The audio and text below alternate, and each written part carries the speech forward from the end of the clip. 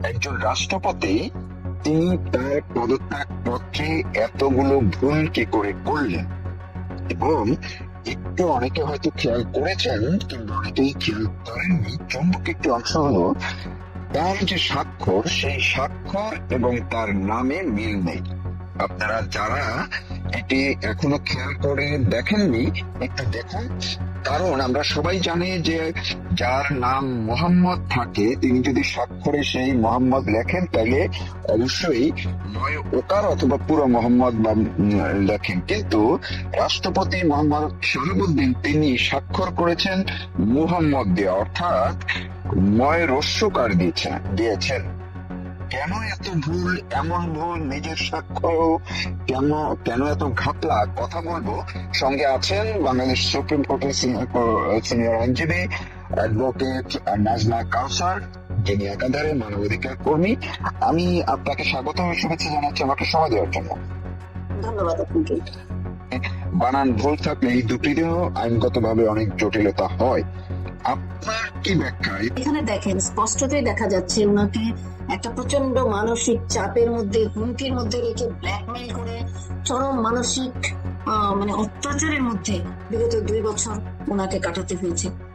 তো প্রশ্ন এসে যাচ্ছে, যখন সেই পদত্যাগ পত্রের কপিটি সামাজিক যোগাযোগ মাধ্যমে এবং অন্যান্য পত্রপত্রিকায় প্রকাশিত হলো, তখন স্বাভাবিকভাবে কিছু প্রশ্ন মানুষের কাছে এসে যায় যে পদত্যাগ পত্রটি নিশ্চয়ই আমরা নিশ্চিতভাবে ধরে নিতে পারি রাষ্ট্রপতি নিজে বসে বসে টাইপ করেননি, এটা অন্য কেউ করেছে, হয়তো ওনার প্রেসিডেন্টের যে সকল ব্যক্তিগত স্টাফ আছে তারা করেছে, অথবা অন্যত্র কোথাও টাইপ করে ওনাকে দিয়ে স্বাক্ষর করানো হয়েছে।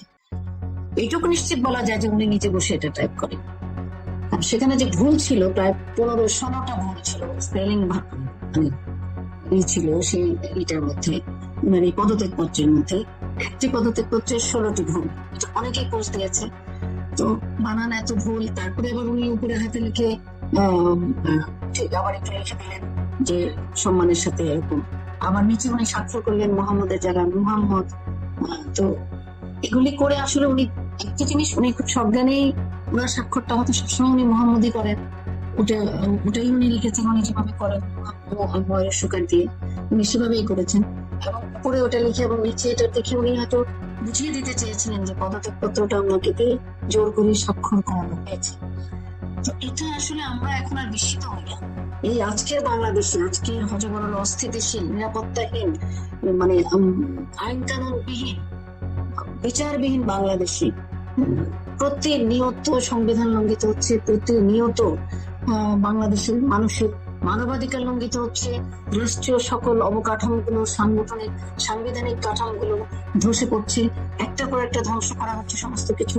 আপনারা জানেন যে বিগত প্রায় 2 বছর ধরে এই রাষ্ট্রপতি, শুধুমাত্র রাষ্ট্রপতি যখন নির্বাচিত হয়ে যায় তিনি তখন সকলের রাষ্ট্রপতি, বাংলাদেশের রাষ্ট্রপতি, বাংলাদেশের সবচেয়ে সর্বোচ্চ পদে আসীন যিনি। এটা একটা ইনস্টিটিউশন, রাষ্ট্রপতি নিজে তখন আর কোনো ব্যক্তি থাকে না, এবং ওনারা উনি আমি জানি না গত 2 বছরে উনি কোন রকম রাজনৈতিক বক্তব্য বা ওনার ট্রেনিং উনি রাষ্ট্রপতি হওয়ার পরে রাজনৈতিক বক্তব্য রেখেছে কিনা, কেউ সেরকম কোনো উদাহরণ আমরা দেখিনি, এবং কোন রাষ্ট্রপতিরাই সেটা করে না।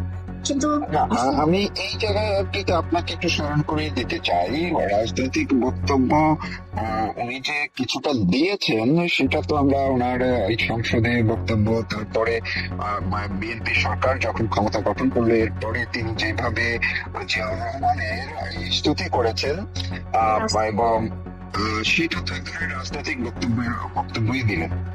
সে জায়গায় আসছি যে রাজনৈতিক আমাদের কোন পূর্ববর্তী রাষ্ট্রপতিদের খুব একটা বেশি নিয়ম নেই, মানে উদাহরণ জানা যাবে না। এখানে দেখেন স্পষ্টতই দেখা যাচ্ছে ওনাকে একটা প্রচন্ড মানসিক চাপের মধ্যে, হুমকির মধ্যে রেখে ব্ল্যাকমেইল করে চরম মানসিক মানে অত্যাচারের মধ্যে বিগত 2 বছর ওনাকে কাটাতে হয়েছে। এবং ইউনূস সরকারের জবরদখলকারী অবৈধ ইউনূস সরকারেরও সময়ও যা অবস্থা ছিল, এখন তো ওনার অবস্থা পরবর্তীতে নির্বাচিত, যেভাবে হোক নির্বাচনটা হয়েছে, এটা একটা বিতর্ক নির্বাচন, অন্তর্ভুক্তিহীন বিতর্কিত নির্বাচন এবং অন্তর্ভুক্তিহীন নির্বাচন এবং অসাংবিধানিক উপায়ে নির্বাচন, সে বিতর্ক অন্য বিষয়। তো সেই নির্বাচনে সিট ভাগাভাগি নির্বাচন ওই যে সবাই বলে যে আমরা আর মামুরা, তো আমরা আর মামুরা ভাগাভাগি করে নিয়ে যে যুদ্ধাপরাধীরা জেলের তালা ভেঙে ফাঁসির দণ্ডপ্রাপ্ত আসামি তারাও এখন পার্লামেন্টে বসে আছে। তো এই নির্বাচনের মাধ্যমে যে অবস্থাটা তৈরি হলো সেটা আরো ভয়ঙ্কর।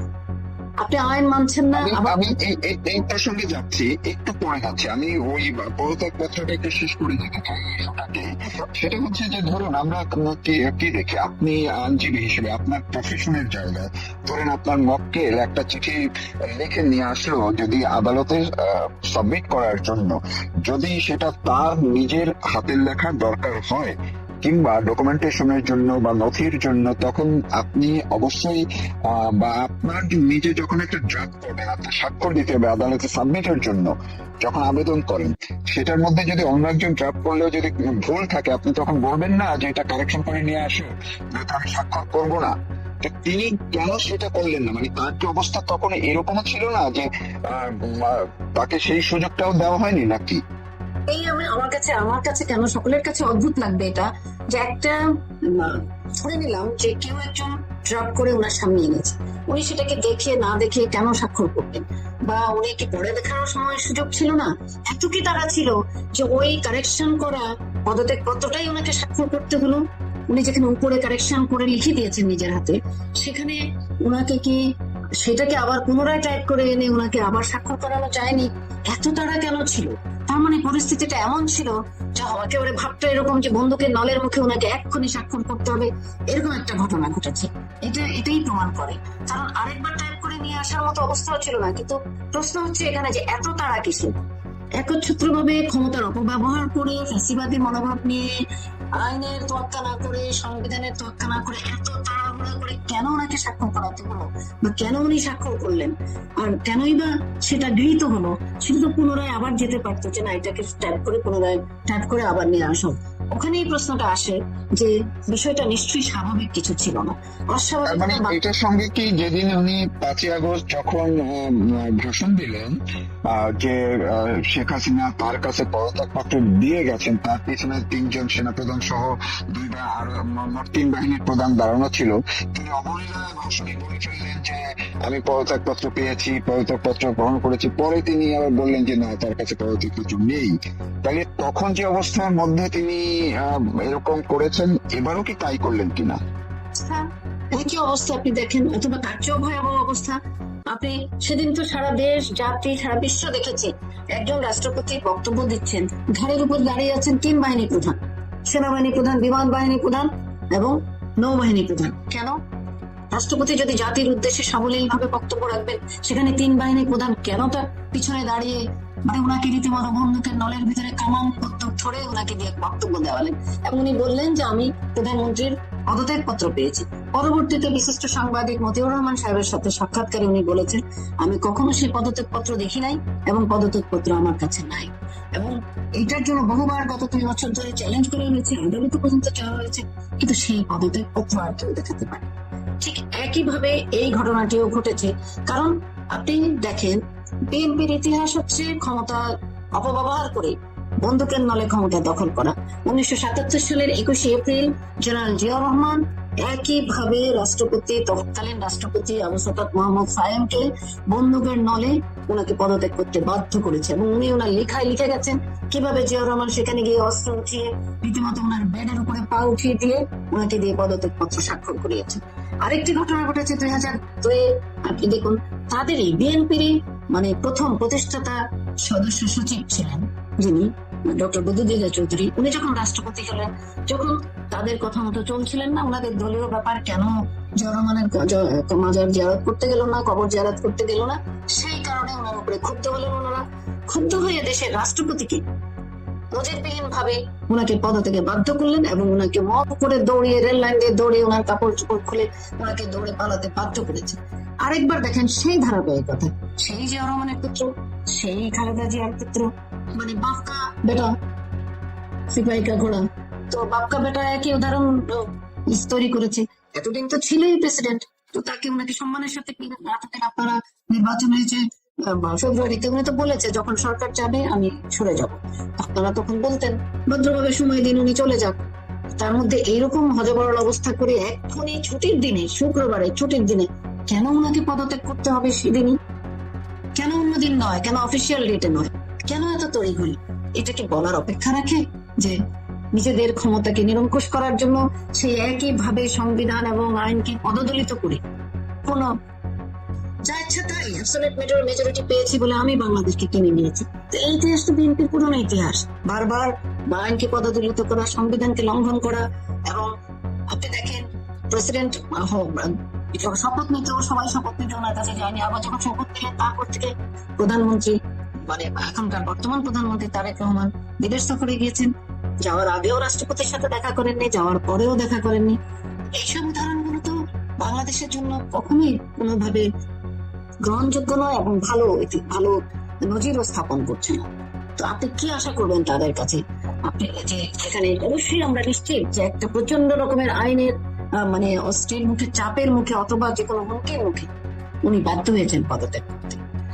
পদত্যাগপত্রের মধ্যেও কিন্তু 24-এর 5ই আগস্টের যে প্রসঙ্গটা তিনি তুলেছেন, এটি সবাই বলছেন যে এটি অপ্রাসঙ্গিক ছিল, কারণ পদত্যাগপত্রে এই প্রেক্ষাপট তুলে ধরার কোনো দরকারও ছিল না এবং সেই প্রসঙ্গটাও আসেওনি। কিন্তু উনি একটি শব্দ ব্যবহার করেছেন। উনি কিন্তু সেখানে বলেননি যে প্রধানমন্ত্রী পদত্যাগ করেছেন, সেটি বলেননি। উনি বলেছেন সরকারের পতন ঘটেছে। তো এই যে পদত্যাগের বিষয়টি কি, মানে শেখ হাসিনার পদত্যাগের বিষয়টি কি উনি যেই ড্রাফট করেছেন তারা কি সচেতন ভাবে করেছে, নাকি এটার মধ্যে কোনো আবার কিন্তু আছে আরেকটা ডকুমেন্ট তৈরি করার জন্য কোনো কিছু রাখলো কিনা এইভাবে? না, পদত্যাগটা যে বা যারাই এই ড্রাফটটা করেছে তারা ইচ্ছে করে পতন ঘটেছে। কারণ পদত্যাগ পত্র যদি চ্যালেঞ্জ করা হয় এবং পরবর্তীতে যদি এটাও আরেকবার আদালতে, আজ হোক কাল হোক, 10 বছর পরে হোক, 5 বছর পরে হোক, এগুলি তো বাংলাদেশের উচ্চ আদালতে আসবেই যে তাহলে প্রধানমন্ত্রীর পদত্যাগ পত্রটা কোথায়। তো সে কারণে তারা সচেতন ভাবে পদত্যাগ শব্দটাকে এড়িয়ে গিয়ে পতন হয়েছে কথাটা লিখেছে। ভালোই হয়েছে, বরং পতন হয়েছে। তাহলে প্রধানমন্ত্রী যদি বাংলাদেশের সংবিধান অনুযায়ী প্রধানমন্ত্রী যদি পদত্যাগ না করে থাকেন, সহস্তে লিখিত পদত্যাগ পত্র বাংলাদেশের সংবিধান অনুযায়ী রাষ্ট্রপতির কাছে হস্তান্তর করতে হবে প্রধানমন্ত্রীকে, এবং রাষ্ট্রপতিকে অনুরোধ জানাতে হবে সংসদ ভেঙে দেওয়ার জন্য। এই দুটোর কোনোটাই মাননীয় প্রধানমন্ত্রী জননেত্রী শেখ হাসিনা করেননি। তাহলে পদত্যাগ পত্র নিয়ে চ্যালেঞ্জ আসবে, তারপরে উনি সশরীরে গেলেন না কেন সেটা প্রশ্ন আসবে, ওনার সহস্তে লিখিত পদত্যাগ পত্র কোথায় সেটারও প্রশ্ন আসবে। এবং এখানে যারা আরেকটা জিনিস, যারা খুব ইচ্ছাকৃত ভাবে এটা করেছে, একটু কাঁচা হাতের কাজ যদিও, এটা কিছু ভুল কিছু সংমিশ্রণ করে, যেখানে ওনারা ওই কেয়ারটেকার গভর্নমেন্টের বৈধতাটা, কেয়ারটেকার তো না, ওই তত্ত্বাবধায়ক সরকার, সেটাকে বৈধতা দেওয়ার জন্য, যেটা বৈধ ছিল। কারণ আমরা আইনজীবীরা, আমাদের অনেক সিনিয়র আইনজীবীরা যেটা বলে বেড়াচ্ছে, চ্যালেঞ্জ করছে, বলছেন প্রত্যেকটা বিভিন্ন সোশ্যাল মিডিয়া, বিভিন্ন টেলিভিশন টক শোতে যারা বলছেন, প্রত্যেকেই বলছেন যে, এবং 106 অনুচ্ছেদ অনুযায়ী রাষ্ট্রপতি যে সুপ্রিম কোর্টের কাছে যে রেফারেন্স চেয়েছিলেন যে এই পরিস্থিতিতে, দেশের এই পরিস্থিতিতে কি একটি অন্তর্বর্তীকালীন সরকার, ইন্টারিম গভর্নমেন্ট গঠন করা যায় কিনা, সরকার গঠন করা যায় কিনা, সেটার জন্য তো সেখানে দেখানো বলা হয়েছে যে ফুল বেঞ্চ প্রধান বিচারপতির নেতৃত্বে তারা মতামত দিয়েছে। কিন্তু পরবর্তীতে আমাদের সিনিয়র আইনজীবী বাংলাদেশ সুপ্রিম কোর্টের আপনার মহসিন রশিদ, উনি যখন চ্যালেঞ্জ করে রিট করলেন সেই 106 যে রেফারেন্ডাম, উনি চ্যালেঞ্জ করলেন যে প্রধান বিচারপতি কোথায় বসলো, কখন বসলো অন্য বিচারপতিদের নিয়ে, আমরা তো কেউ আদালতে দেখিনি তাকে। ওনাকে তো বরং লিস্টে দেখলাম যে উনি ক্যান্টনমেন্টে আটক আছেন। কখন, কিভাবে, ভার্চুয়ালি হলো না রিয়েল হলো, রিয়েল আদালত হলো, সেই ডকুমেন্টস গুলো আমরা দেখতে চাই, কোন কোন বিচারপতিরা সেটাতে স্বাক্ষর করেছে। কিন্তু তখন সুপ্রিম কোর্ট খুব কায়দা করে, ইউনুসের সময়ে খুব কায়দা করে ওই প্রসঙ্গটি এড়িয়ে গিয়ে বললো যে এটা বৈধ।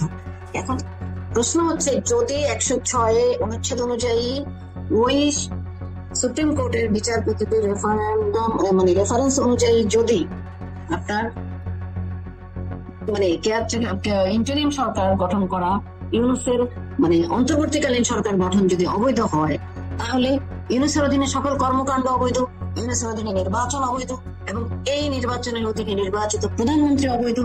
এই প্রশ্নটা যখন আসছে, সেটাকে এড়ানোর জন্য খুব টেকনিক্যালি এই রাষ্ট্রপতিকে দিয়ে এই প্রশ্নটাও এই পদত্যাগ পত্রে ইরিলেভেন্ট ভাবে, যেটা কোনো অপ্রাসঙ্গিক, যেটা কোনোভাবেই এটার সাথে প্রাসঙ্গিক নয় পদত্যাগ পত্রের সাথে, সেটা এখানে ঢুকিয়ে দেওয়া হয়েছে কায়দা করে।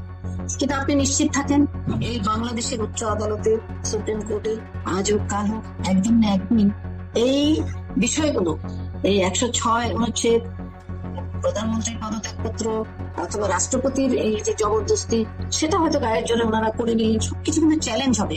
কারণ আপনি বাংলাদেশের সংবিধান স্থগিত করেন, সংবিধান স্থগিত করে জরুরি অবস্থা ঘোষণা করেননি, কিংবা দেশের সামরিক আইন চলছেন, স্বাভাবিক নিয়মে সংবিধান অনুযায়ী চলছে। আপনারা সংবিধানকে লঙ্ঘন করছেন প্রতি পদে পদে। সুতরাং যারা সংবিধানকে লঙ্ঘন করে অবৈধভাবে ক্ষমতা দখল করেছে, এসব অপকীর্তিগুলি করেছে, তাদের বিচার বাংলাদেশের আদালতে হবে, হতেই হবে ইনশাল্লাহ। এইটাই নিয়ম। যদি দেশটাকে আপনি স্থিতিশীল একটি বাংলাদেশ হিসেবে গড়ে তুলতে চান, বাংলাদেশে যদি আইন শৃঙ্খলা রক্ষা করতে চান, আইনের শাসন কায়েম করতে চান, মানুষের অধিকার, মৌলিক মানবিক অধিকার রক্ষা করতে চান, সাংবিধানিক অধিকার রক্ষা করতে চান, তাহলে এগুলির প্রশ্ন একদিন না একদিন দাঁড়াবে।